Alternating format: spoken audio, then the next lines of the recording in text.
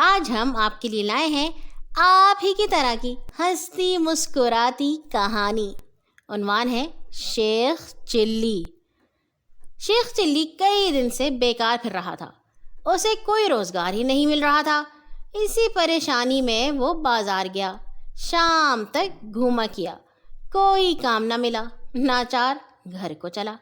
راستے میں ایک جھاڑی کے پاس کھسر پھسر سنائی دی، 3 آدمی ہولے ہولے باتیں کر رہے تھے۔ شیخ چلی کو دیکھا تو چپ ہو گئے۔ ایک آدمی نے پوچھا، تم کون ہو؟ شیخ چلی نے جواب دیا، مزدور ہوں، کوئی کام ہو تو بتاؤ۔ آدمی نے کہا، ہم چور ہیں، ہمارے ساتھ چلو، ہم سے بہت سے پیسے دیں گے۔ شیخ چلی مان گیا۔ جب آدھی رات ہوئی تو چور اٹھے، چاروں طرف گھپ اندھیرا تھا، ہاتھ کو ہاتھ سجھائی نہ دیتا تھا۔ چور آگے آگے، شیخ چلی پیچھے پیچھے، چاروں چلے جا رہے تھے۔ تھوڑی دور چل کر ایک بڑا سا مکان آیا۔ چور وہاں رک گئے اور ادھر ادھر دیکھا۔ سڑک سنسان تھی، آدم نادم زاد۔ چوروں نے دیوار پھاندی اور اندر پہنچ گئے۔ شیخ چلی بھی ان کے پیچھے پیچھے تھا۔ چوروں نے کہا، میاں شیخ چلی، تم یہیں آنگن میں ٹھہرو، ہم کمرے میں جاتے ہیں، تمہیں مال دیں گے، تم گٹھڑی میں باندھ لینا۔ ایک چور ایک کمرے میں گھس گیا، دوسرا دوسرے کمرے میں، تیسرا تیسرے کمرے میں۔ شیخ چلی کو بھوک لگی تھی، بڑے ہی زور کی، صبح سے کچھ نہ کھایا تھا۔ اس نے سوچا جب تک چور چوری کریں گے میں کچھ کھا پی لوں۔ یہ سوچ کر وہ چوتھے کمرے میں گھس گیا۔ یہ باورچی خانہ تھا۔ چولہے پر دیگچی رکھی تھی، نیچے آگ جل رہی تھی، پاس ہی باورچی چادر اوڑھے سو رہا تھا۔ شیخ چلی دبے پاؤں چولہے کے پاس گیا، دیگچی کا ڈھکن اٹھایا، دیگچی میں کھیر پک رہی تھی۔ اس نے ایک رکابی لی، رکابی میں کھیر نکالی اور کھانے لگا۔ اتنے میں باورچی نے سوتے سوتے کہا، اے ہائے ہائے ہائے۔ شیخ چلی نے ہاتھ روک لیا، باورچی کی طرف دیکھا۔ باورچی کا ایک ہاتھ چادر سے باہر نکلا ہوا تھا۔ شیخ چلی نے سوچا، بیچارہ بھوکا ہے، کھیر مانگ رہا ہے، یہ بری بات ہے کہ میں کھاؤں، اسے کچھ نہ دوں۔ وہ بولا، ٹھہرو بھائی، تمہیں بھی دیتا ہوں۔ یہ کہہ کر دیگچی میں سے کھیر نکالی اور باورچی کی ہتھیلی پر رکھ دی۔ باورچی کا ہاتھ جل گیا، اس نے چیخ ماری اور اٹھ کر بیٹھ گیا۔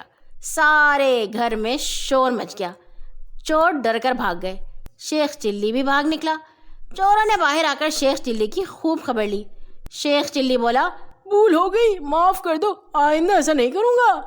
ایک چور نے کہا، ساری محنت بیکار گئی، اب ہم خالی ہاتھ گھر جائیں گے۔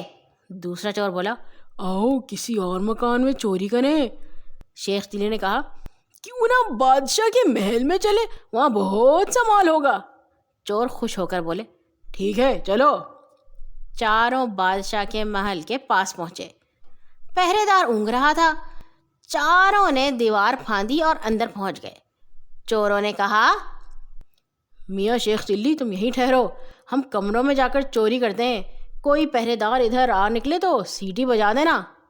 چور چلے گئے تو شیخ چلی نے سوچا کہ سارا مال خود لے لیں گے، مجھے کچھ بھی نہ دیں گے، کیوں نہ میں بھی چوری کروں۔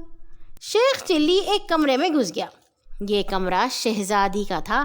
شہزادی مسہری پر شال اوڑھے سو رہی تھی۔ شال بہت خوبصورت تھی۔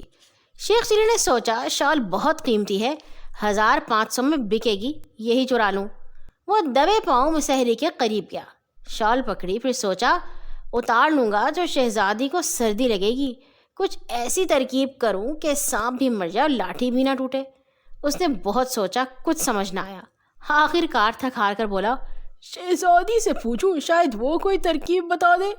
اس نے دھیرے سے آواز دی، شہزادی صاحبہ، شہزادی صاحبہ۔ شہزادی اٹھ کر گھبرا کے بیٹھی، بولی، ہائے اللہ، تم کون ہو؟ شیخ چلی بولا، میں شیخ چلی ہوں، ذرا آہستہ بولیے، کوئی سن لے گا۔ شہزادی نے پوچھا، تم یہاں کیوں آئے ہو؟ شیخ چلی نے کہا، آپ کی شال چرانے۔ شہزادی بولی، چور پوچھتے تھوڑی ہے، تم نے شال چرا لی ہوتی۔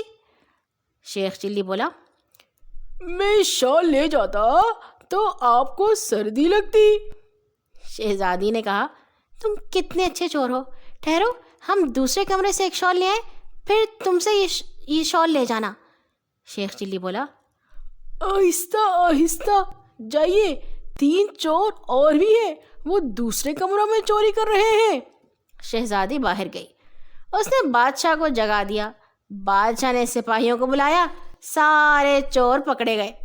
بادشاہ نے حکم دیا, ان تینوں چوروں کو جیل میں بند کر دو. پھر اس نے شیخ چلی سے کہا, تم بہت نیک لڑکے ہو, ہم تم سے بہت خوش ہیں. آج سے تم ہمارے نوکر ہو, ہمارے محل میں رہنا. شیخ چلی بولا, حضور اپنی اماں کو بھی بلا لوں, بہت بوڑھی ہو گئی ہے, اس سے کام کاج نہیں ہوتا. ہم دونوں حضور کی جان و مال کو دعائیں دیں گے. بادشاہ نے کہا, منظور ہے, اسے بھی لے آؤ. شیخ چلی گھر جا کر اپنی ماں کو لے آیا اور دونوں ماں بیٹا ہنسی خوشی بادشاہ کے محل میں رہنے لگے. اور اسی طرح ہنسی خوشی ہماری کہانی بھی ہو گئی ہے ختم.